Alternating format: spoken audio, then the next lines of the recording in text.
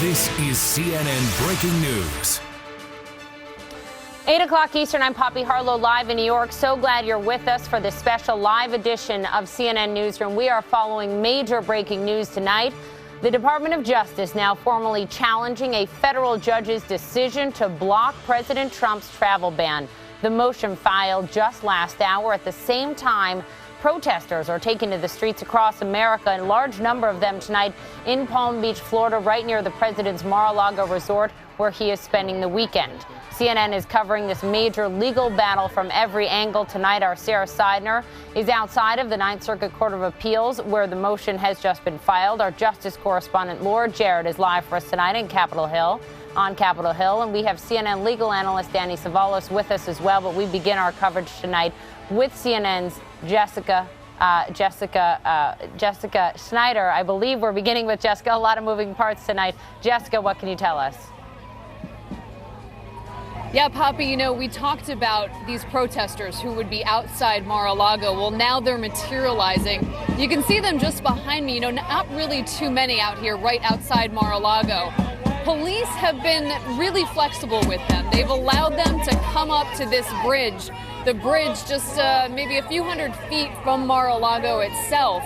This has been largely peaceful. These people have marched a few miles to get here. We understand that there were several thousand of them, but now the protest itself is somewhat dissipated, and many of the people out here are pro-Trump supporters, are supporters of the president. So initially, police were a little bit nervous about a potential clash between the pro-Trump people and some of these protesters, but it has been very peaceful out here. Just moving through with signs, no clashes, no violence, a few flare-ups, but nothing major. Of course, the president right now getting ready to make an appearance at this International Red Cross Ball. It's an annual gala at Mar-a-Lago, just across the way here. The protesters, like I said, though, being kept back from Mar-a-Lago itself. Mar-a-Lago's in sight, but they will not be getting near it, where there is a very tight and secure Secret Service presence. So, Poppy, protesters have materialized here in Palm Beach, but nothing violent, all fairly calm out here. Poppy? Jessica, thank you very much for the reporting. Now let's go to our Sarah Seidner. Sarah, you're outside of the court there. This is one of 3 courts where the justices could move on this. Help us understand exactly what happens now. So you have what will likely be the coming together in one form or another, whether electronically or in person, 3 judges who are every month decided who is going to be on the motions part of this hearing. What you're going to hear or see is that they're basically going to have to decide whether or not to either agree with the DOJ and reverse what the judge did in Washington, or they're going to agree or let stay what the judge decided in Washington. In other words, keep allowing people to come in and stop the travel ban. And then the Department of Justice is going to have to decide what they do next. Let me go ahead and bring in Rory Little, who is a law professor at UC Hastings. He is here. He has been in this court, and you have been in the appellate process. You have fought as an attorney, correct? Oh, yeah. I've done emergency appeals before, and it's kind of a routine drill once you get used to it, but it's unpredictable how quickly it'll happen.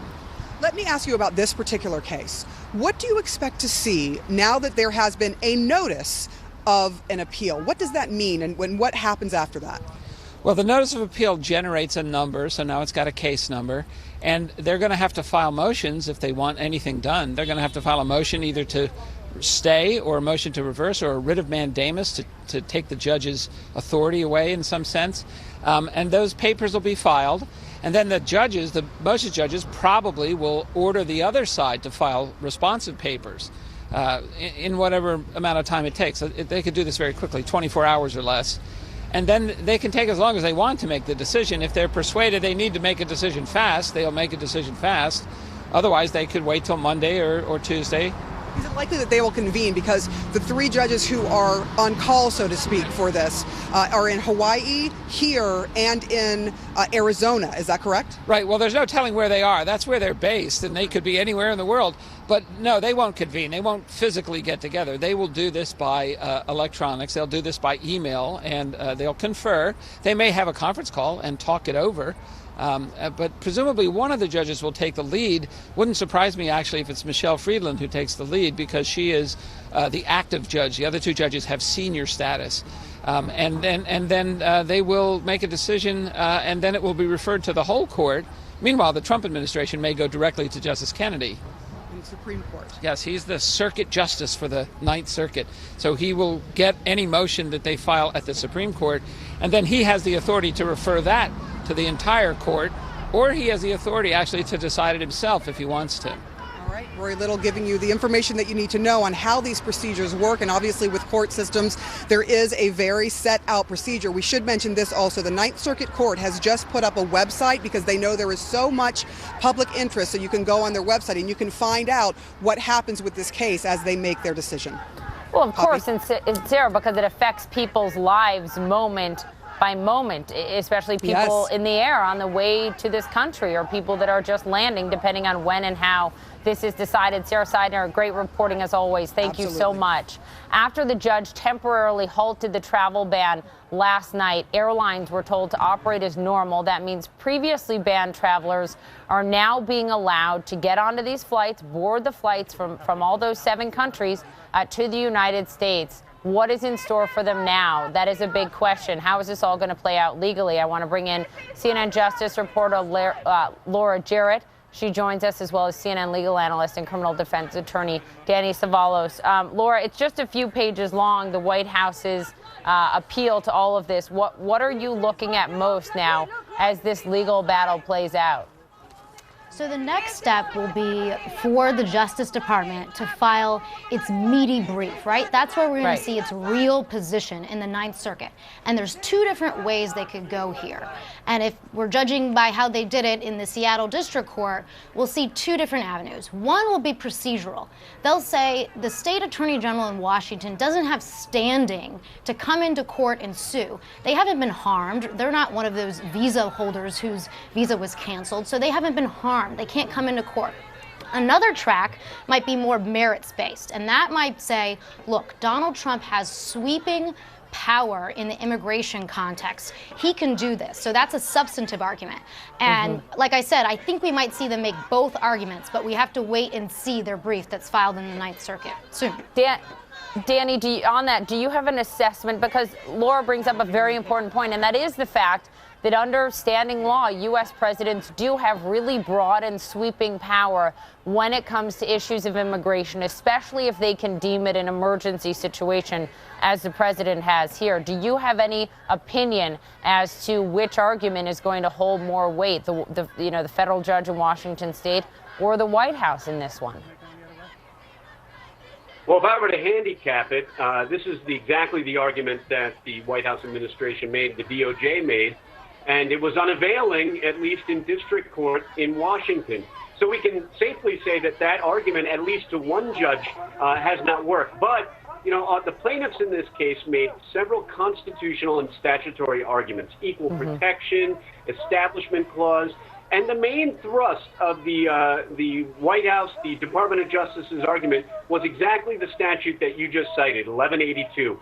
And that does give the president broad power in this area, as you described. However, the plaintiff argues that, yes, that statute does exist, but since then, additional law, including the INA, the Immigration and Nationality Act, have been amended, added to, such that that older section simply doesn't have teeth anymore. It's been, in a way, overrun by more modern law, which says more clearly that you cannot discriminate against people based on things like race, religion, national origin. So that was the Trump administration's argument, and it was unavailing. So, guys, I think it's so important to get to the practical implications of this, Laura, because, depending on when the Ninth Circuit makes a decision, likely not in the next few minutes or hours, but, possibly in the next few days, this could impact people as they are in the air on their way to this country.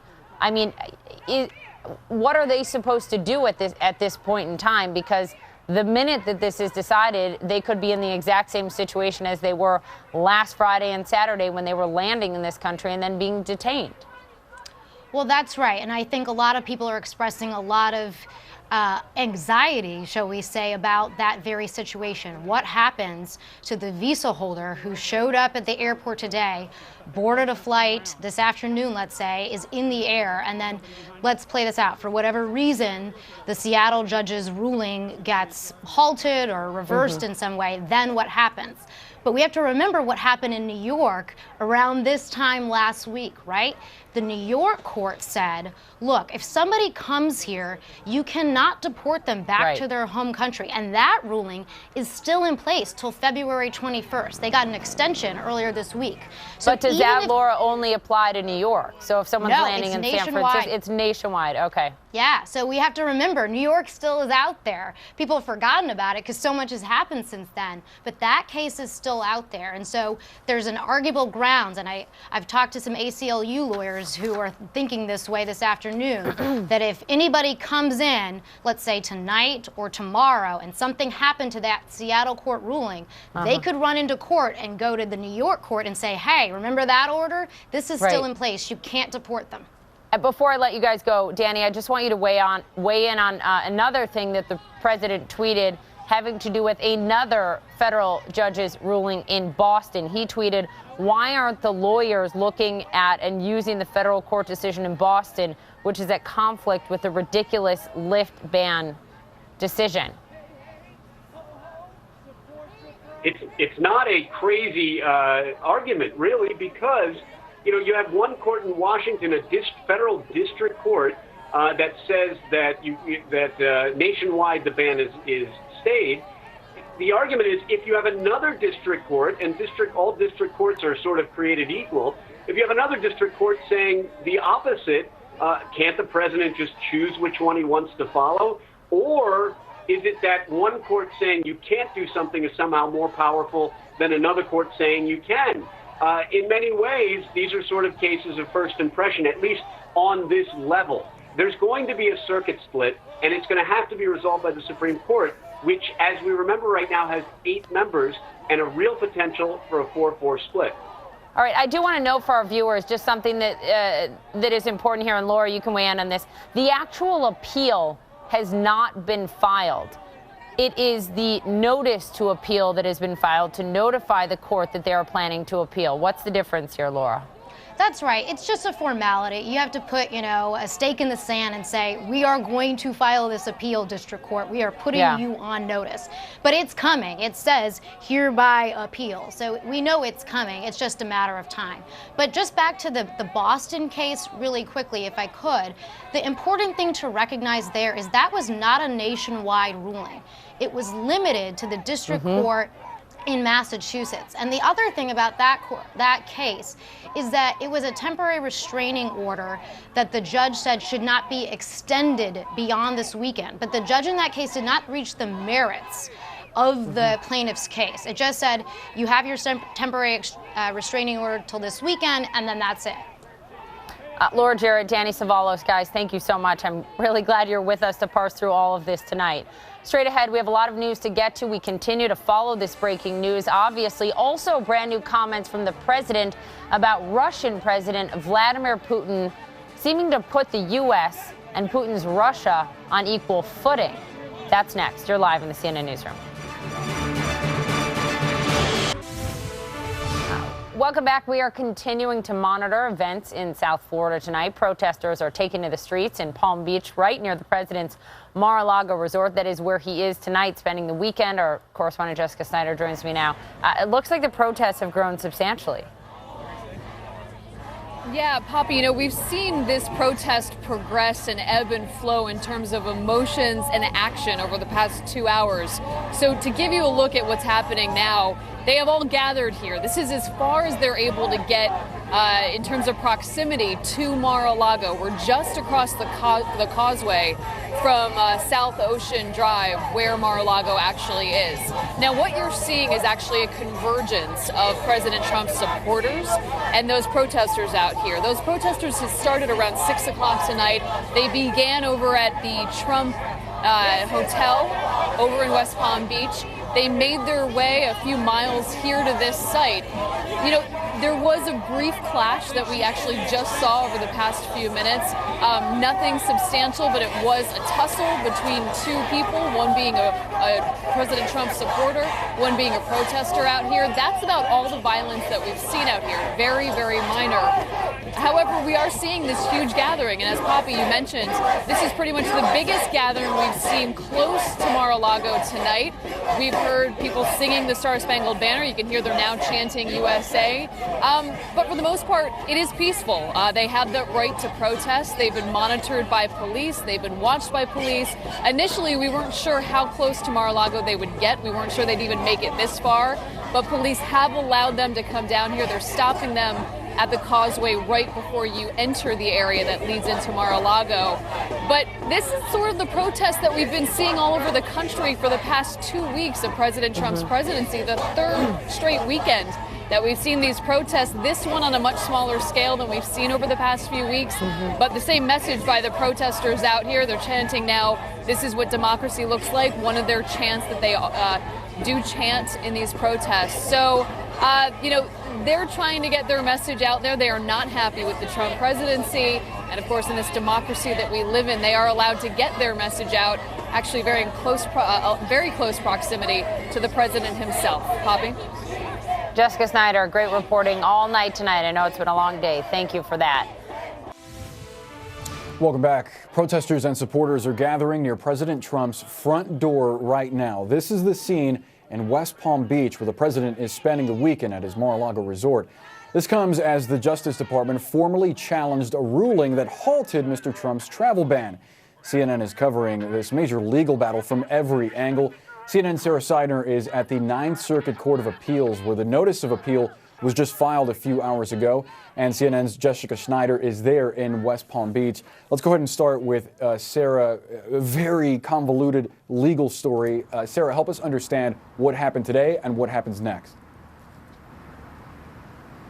So what we so far know is that the Department of Justice has put together a notice for a motion to appeal. We don't know what the merits of that will be because they haven't actually filed the appeal. But what they're really asking for is to stop the judge in Washington from enforcing what he has said is a pause or a stop on the ban for now, a temporary restraining order. So what they want to do is have the travel ban or restriction, if you will, in place. And that's what the DOJ will eventually be fighting for. You are seeing protests all over the place. There are protests here in San Francisco as well. But there are legal merits that the court will have to look at very closely. And to help us understand what's going to happen next, we have Rory Little. He is a law professor here at UC Hastings. Tell me first, what do we see with this paperwork? We're not seeing anything substantive yet, are we, from the DOJ in this case? So as far as we know, they've only filed a notice of appeal and maybe a notice of appearance, that is what lawyers will be appearing. But we haven't seen any papers yet. We haven't seen any motion either to vacate the stay or for writ of mandamus, so that we're waiting to see the papers and so that we can know exactly what they're arguing. And then the other side will have to have an opportunity to respond, presumably not tonight, presumably tomorrow or Monday. So I don't think you're going to see an opinion or decision anytime in the next 24 hours. The Ninth Circuit Court of Appeals is expecting to get something from the Department of Justice, and that involves 3 attorneys, correct? And they are on the motions panel. What happens next? What will they have to decide? Well, the 3 judges, once they have the papers from both sides, they could ask for an oral argument, but they normally don't. They will not even meet together. They will stay in their separate places and they will communicate electronically. And they'll have to decide, did the judge abuse his discretion? Did the judge clearly err in entering a stay pending the merits? He didn't make a decision on the merits. He only said, I'm going to put it on pause and say that the order can't be enforced because I have questions about its constitutionality and I'm going to hold a trial. So there's still a merits thing ahead of them. This is only on the procedural issue, should that stay be in place or not. So right now, the way that it stands is the court says people can travel from those 7 countries if they have valid paperwork to come into the United States, but there still will be a trial, correct? Well, there should be some kind of hearing on the merits. Whether it ends up being a trial or not, it will depend on a lot of different variables. You know, it's a healthy thing that the Department of State and Homeland Security has said we're going to abide by the judge's order. We're going to revoke our changes and our holds on people's visas because the judge has said so. That's a healthy thing, that the executive branch is actually following the judicial order in a temporary way. There's no refusal to comply with the judge's order here. And then, yeah, there'll be, a decision on some merits proceeding maybe 2 or 3 weeks down the line. The real question, though, is will this ban on immigration stay in place or not pending that proceeding? Ultimately, there's a lot to parse here, but the Ninth Circuit Court of Appeals can make a decision, and then if the DOJ or the other side doesn't like it, it can go all the way up to the Supreme Court. And it could happen fairly quickly, couldn't it? This is not something that's going to take years or months necessarily. Yeah, the Supreme Court has a whole system in place again for emergency orders. Justice Kennedy is the circuit justice for this circuit. You would presumably file papers with him asking for an emergency order to vacate the Ninth Circuit's opinion or vacate the stay in Seattle. Justice Kennedy normally would either decide that himself or more likely refer it to the entire court for a decision. And again, we only have 8 justices, so if they tie 4-4, then everything that's been done below would stay in place. That process can happen pretty quickly, but they're going to have to say there's irreparable harm. In other words, if there's no reason for it to happen that quickly, then it's not going to happen that quickly. And then in the end, as you heard from Rory here, it will end up back in that court, likely in Washington. Boris? A long legal battle ahead. Sarah Seidner, thank you. President Trump and the First Lady are attending the Red Cross Ball at their Mar-a-Lago estate in Florida tonight, and you're watching the protest there live. This, of course, as the Justice Department is preparing to appeal the ruling of that federal judge in Seattle that temporarily suspended Trump's travel ban affecting immigrants and refugees. Meantime, the president is taking to Twitter again tonight. He writes, quote, "The judge opens up our country to potential terrorists and others that do not have our best interests at heart. Bad people are very happy." CNN correspondent Jessica Snyder joins us now from Palm Beach, where protesters have gathered near the Mar-a-Lago estate. Jessica, what's going on there? A few things to update you on, Boris. First of all, you mentioned that President Trump has taken to Twitter numerous times tonight. Well, he has just spoken to cameras at Mar-a-Lago. Of course, he's attending the International Red Cross Ball. He spoke very briefly, very succinctly, talking about the fact that the Justice Department has appealed that to the Ninth Circuit. Donald Trump has been tweeting about this all day, but saying to the cameras just a few minutes ago about that appeal, saying, "We will win for the sake of our country. We will win." So again, President Trump briefly addressing the cameras as he made his way into the International Red Cross Ball, saying something very short, very sweet, something along the lines of what he said throughout his tweets throughout the day, saying again, "We will win for the sake of our country. We will win." So now back out here outside Mar-a-Lago, I'll set out the scene for you. Just in the past few minutes, the protesters here have dispersed, and you can see why. There is a blockade that has been in place for the duration of this protest. Police have they're about to reopen this road, so the protesters have dispersed. They've actually gone down here over the causeway and back into West Palm Beach, where this protest originated. This was probably a few hundred people. There was quite a showing out here from both protesters who are opposing the president and also people who support the president. Those people are still out here, actually. So the protests, for the most part, dispersing, and they haven't been able to get close to Mar-a-Lago itself. Police have obviously blocked off this perimeter. It's a tight Secret Service perimeter here, and it was very much peaceful. These people got out here. They made their message known. They made it very close to the president's doorstep, but for now they have dispersed without any incident. Boris? All right, Jessica, thank you so much for that update. Still to come, much more on our breaking news coverage. The impact of these dramatic legal events we've witnessed today. Don't go anywhere.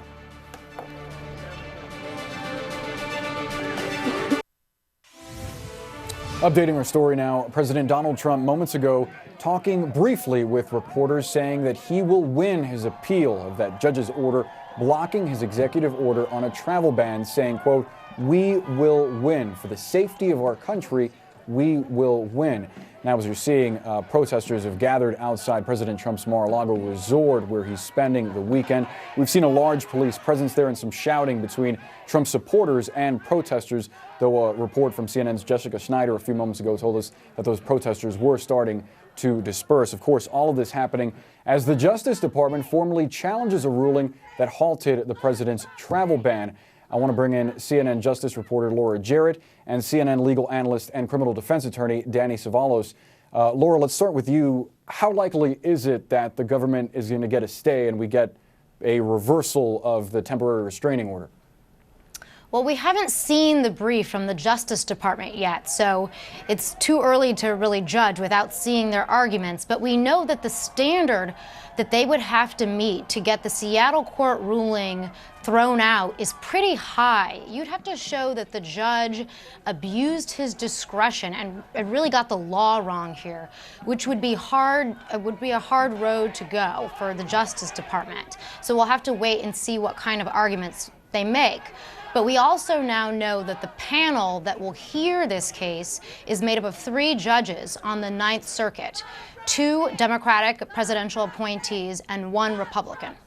Important to point out, though, the one that was a Republican appointee, Judge James Roback, is actually the one that put the temporary restraining order in place. Danny, to you now. After the judge put this TRO on, the travel ban was essentially reversed last night. Airlines were told to operate as normal. That means for the past few hours, previously banned travelers have been allowed to get on flights to the United States. And we heard that the State Department was starting to reverse some of those canceled visas. What happens for those travelers that are still trying to get into the United States? Are they just in limbo now? In a way, they are in limbo. I mean, the effect of this TRO has broad-reaching effects, and much beyond what was written in the actual order. The order in the very short written opinion, it's entirely another for the administration and agencies to figure out how to implement that order and what it means. They have to abide with that federal district court's order, and they're having trouble figuring out exactly what it means, like the rest of us, very understandably so. So that's the way they're complying, understanding that it could change tomorrow very easily. Yeah. Laura, Vice President Mike Pence said that the White House plans to use all legal measures to get this ban back in place. What's next here? What are we expecting to happen next? So we expect the Justice Department soon, this evening, will file a brief in the Ninth Circuit saying that the judge in the Seattle court got it wrong, and we need to press pause on this and make sure, either through an emergency stay or some other mechanism, that his ruling no longer stands. And they'll probably get in there and say, look, we will face irreparable harm, and maybe even citing national security concerns in order to say that the Seattle court ruling won't stand. Danny, it's almost a certainty that President Donald Trump's pick for the Supreme Court, Judge Neil Gorsuch, is going to be asked about this during his confirmation. Being an originalist, what is his likely approach to the case, given the fact that he was handpicked by this president and that this ban is a result of an executive order? One would hope that it would be less about the fact that he feels any loyalty to the president, right, because history has shown that just because Supreme Court justices are appointed by a president, they aren't always completely loyal to that party's ideals. There's a famous verb used where you take one of the Supreme Court justices' names, Justice Souter, because he was widely seen as sort of turning on the party that appointed him, when I don't think that's the case. I think every judge is sort of independent. So you should expect that during confirmation hearings that the nominated justice will avoid, he's going to give answers that are not very controversial. And you know what? In a way, originalists have a non-controversial path, because their view of the Constitution is to look at the text, what it meant at the time it was written. And in a way, it's activist judges who are more susceptible to attack because they tend to read in rights that may not be present. So in that sense, they may be more susceptible. But for the most part, he will be questioned about this case, and I'm sure his answer will lie along the lines of something constitutional. Laura, to you now. I asked Danny this earlier. I'm just interested in hearing your perspective on this. How do you think the Department of Justice is going to attack this decision by the Ninth Circuit? Where are the weak points here? So what we can probably expect to see is what they did in the district court in Seattle, and they went about this in two ways. The first is a procedural type of way, and to say, look, the Washington State Attorney General doesn't have standing to sue. They haven't been injured in a way that is meaningful, and that's the procedural route. The second route would be on the merits, a substantive argument that would really emphasize the president's broad discretion in the area of immigration and national security, and would say, in that context, his order stands. All right, Laura Jarrett, Danny Savalos, thank you both for the time on this Saturday night. We still have much more ahead, so stay with us. We're still following these protests at home, but also abroad, thousands demonstrating against President Trump and his travel ban. We'll talk about the global reaction to this controversy right after this.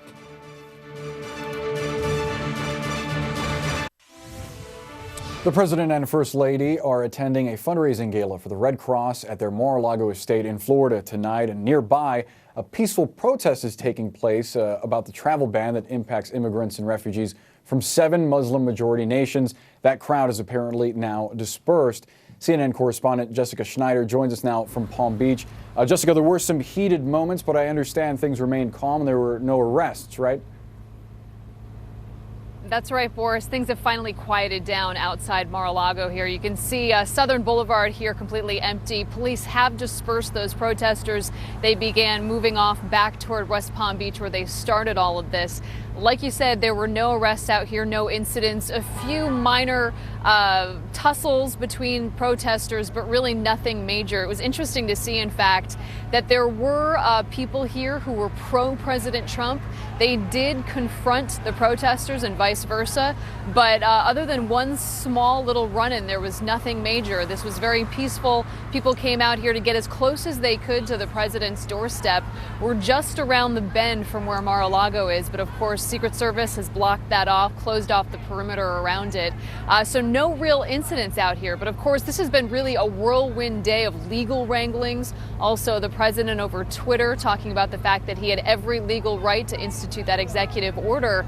And we heard mostly from him over Twitter, as we tend to. However, around 8:45 tonight, as the president and First Lady were walking into the International Red Cross Ball right here at Mar-a-Lago, President Trump was somewhat subdued, not saying much, but he did address the cameras very briefly, talking and addressing the fact that the Justice Department has appealed to the Ninth Circuit. They have appealed the federal judge's ruling that came out late last night. And Donald Trump did say this to the press very briefly about that appeal, saying, "We'll win. For the safety of our country, will win." So very succinct from the president as he was walking into that ball. He was with First Lady Melania Trump. The two, we are told, held hands, spoke with each other, and then that was right before the president made that brief address to the cameras. So finally, after what's been a whirlwind day out here, Boris, things have managed to quiet down out here outside Mar-a-Lago. All right, Jessica, thank you for the update. Protesters on the left aren't the only ones frustrated by some of Donald Trump's decisions. Some in his own party in Congress have their own concerns, and a fight could be brewing between them and the White House. We'll talk more about that fight next.